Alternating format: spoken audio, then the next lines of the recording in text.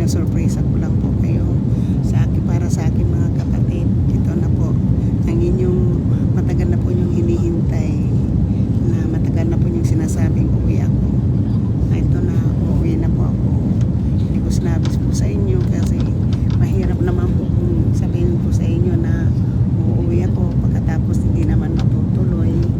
Kaya ayan po, pero nandito na po ako.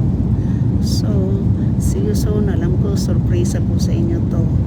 Sana magkita-kita po tayo sa Bisaya para magpa-family reunion po tayo. So ngayon na po ang aking, ito lang po yung paano ko po sa aking mga kapatid na mahal ko po kayo. Hindi ko naman sinasabi sa inyo uwi ako, at saka hindi po ako dumadaan ng Manila kasi iba po, mayroon po akong plano. So huwag kayo magalit sa akin, pareho tayo, may mga edad na tayo, mga matanda na po tayo, kaya huwag po kayo magagalit sa akin kung hindi po ako dumaan sa Maynila, dahil mayroon po akong mission sa sarili ko po. Kaya po, kung magkita-kita na lang po tayo, pag hindi kayo makapunta ng Bisaya sa December, ako na lang po yung bibisita po sa inyo.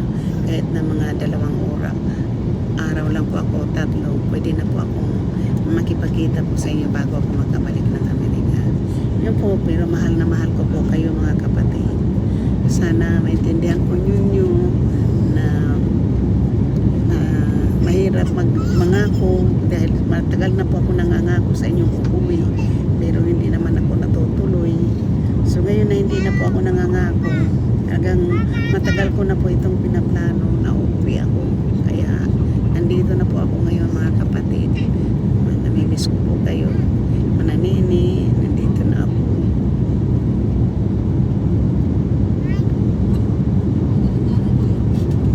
Dito na ako, nanini. Diba, nandito na ako. Sana magkita tayo sa Pilipinas, sa Bisaya.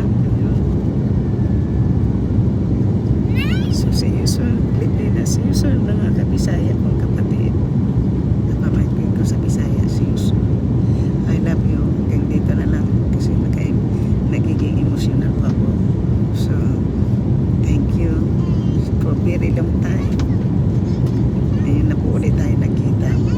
May mga edad na po tayo.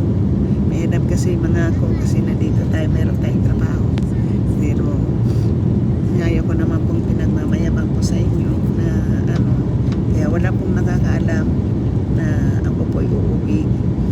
Si Ernie, kapatid ko lang pong bunso yung nakakaalam. Tsaka yung pong mag-pick up sa akin sa Tacloban. Yun lang po yung nakakaalam ngayon, yung naglilinis ng bahay ko. Pero pasang po, maraming salamat po. Mahirap mangako, mahirap magsabi. Wala pa akong sinabi sa Facebook ko. Wala akong sinabihan kahit sino. So yan po. I love you guys. I love you mga kapatid. See you soon, mananini. See you soon, Matibag. See you soon, Yoy. Mananili. See you soon. Bye-bye. I love you. Matagal po niyo ako makasama. Hanggang January po. Hanggang February po ako dyan. So,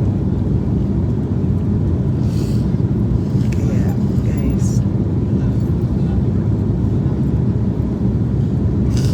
ako lang pong mag-isa. Hindi ko kasama mga bata. Kaya guys, maraming salamat.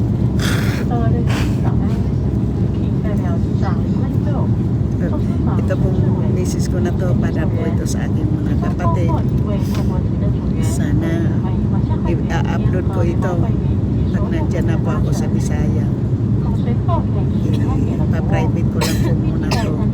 Dahil gusto ko po itong i-share sa aking mga kapatid na hindi ako dumaan ng Manila dahil mayroon po akong missions.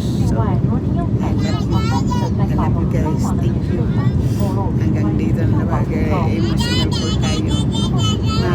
Matagal-tagal po po niyo ako magiging kasama ngayon dahil ang bakasyon ko po ay hanggang February. February 6 po yung balik ko papuntang Amerika. So, hanggang sa muli, mahal na mahal ko po kayo mga kapatid. Bago man tayo magkahiwalay-hiwalay uli na magpamilya, at least po, magkakasama niyo ako ng matagal. I love you. First time ko pong mag-Christmas since 1983 hanggang at New Year's po. So, marami po akong pupuntahan ngayong lugar dyan. So, bisitahin ko rin po yung school ko. Bisitahin ko rin po yung bablog ko rin po yung nangisnyan ko pong kasilpina. So, nandito na po. Manalili ni anak ko magkita ta sa mga igsoon. Nagkan salamat kami. Dugay na kamo nangandoy nga ako uli inyo kadugay na ko ninyo gipauli dili ta uli karon wish come true na surprise. I love you. Bye bye po. Para ito sa akin